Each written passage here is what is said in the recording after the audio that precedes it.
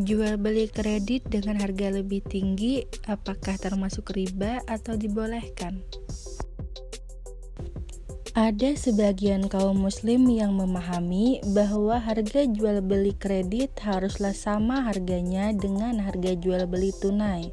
Mereka berpendapat jika harganya tidak sama, maka itu terjatuh pada riba. Lantas, bagaimana sebenarnya hukum jual beli kredit dengan harga lebih tinggi? Jual beli secara kredit dengan harga lebih tinggi ialah apabila kita menjual atau membeli suatu barang secara kredit, maka pembayarannya lebih mahal dibandingkan secara tunai atau kontan. Contohnya, saat kita ingin membeli lemari, penjual menetapkan harga lemari sebesar 2,5 juta secara tunai dan 3 juta secara kredit yang diangsur 500.000 tiap bulan selama 6 bulan. Apakah hal ini termasuk riba bagi kedua belah pihak yang bertransaksi atau dibolehkan? Mayoritas ulama fikih menyatakan bolehnya menjual barang dengan harga lebih tinggi daripada tunai dengan alasan kredit atau dengan alasan penundaan pembayaran. Dari Ibnu Abbas radhiyallahu an berkata, seseorang boleh menjual barangnya dengan mengatakan, barang ini harga tunainya sekian dan tidak tunainya sekian. Akan tetapi tidak boleh penjual dan pembeli berpisah, melainkan mereka telah saling ridho atas salah satu harga. Diperbolehkan bagi penjual untuk menjual barangnya dengan dua pembayaran yang berbeda, yaitu kontan atau tunai dan kredit. Jika seseorang berkata pada temannya, saya menjual lemari ini dengan harga 2,5 juta secara kontan dan 3 juta secara kredit. Lalu temannya itu berkata, saya beli secara kredit 3 juta. Atau dia berkata, saya beli dengan tunai seharga 2,5 juta.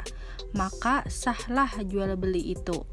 Begitu pula jika dia berkata, saya jual barang ini 3 juta secara kredit, selisih 500.000 dari harga aslinya jika secara kontan, karena pembayarannya di belakang, dan pembeli mengatakan setuju, maka sahlah jual beli itu. Ketentuan jual beli kredit lainnya ialah: pertama, adanya kesepakatan antara penjual dan pembeli tentang harga kredit dan jangka waktu pembayaran.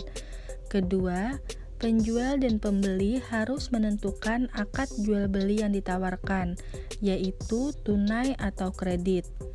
Ketiga, ketentuan jual beli kredit dalam syara hanya ada dua pihak yang terkait, yakni pihak yang memberikan kredit yaitu penjual dan pihak yang menerima kredit yaitu pembeli.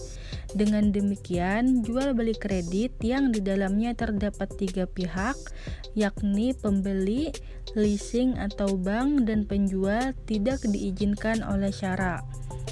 Keempat, dalam jual beli kredit, ketika pembeli telah menentukan pilihan atas opsi harga kredit yang ditawarkan, maka harga itu berlaku secara mutlak, tidak bisa berubah.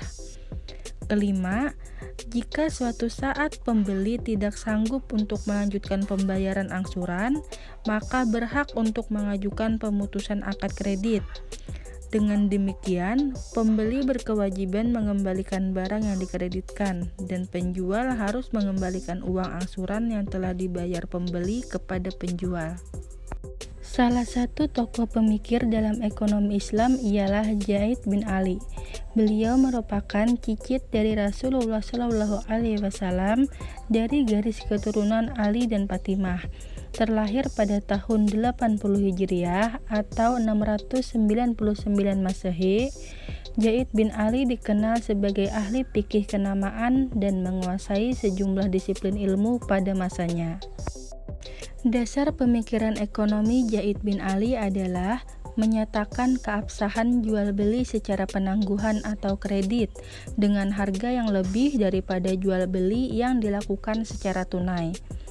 Pemikiran ini menjadi salah satu pijakan tentang kebolehan menetapkan kelebihan harga yang lebih tinggi pada jual beli secara kredit ataupun sistem penangguhan atau tertunda. Menurut Zaid bin Ali, Transaksi kredit dapat dibenarkan selama dilandasi oleh prinsip saling ridho antar kedua belah pihak. Hikmah dari jual beli secara kredit ialah pembeli dapat memiliki barang yang ia inginkan tanpa harus membayar penuh seharga barang tersebut. Dan penjual juga mendapat keuntungan dengan harga yang lebih tinggi secara kredit sebagai balas jasa, sebab penjual merelakan barangnya dimiliki oleh pembeli meskipun pembayaran tidak full dan dalam rentang waktu yang lama. Terima kasih telah menonton video ini, semoga bermanfaat.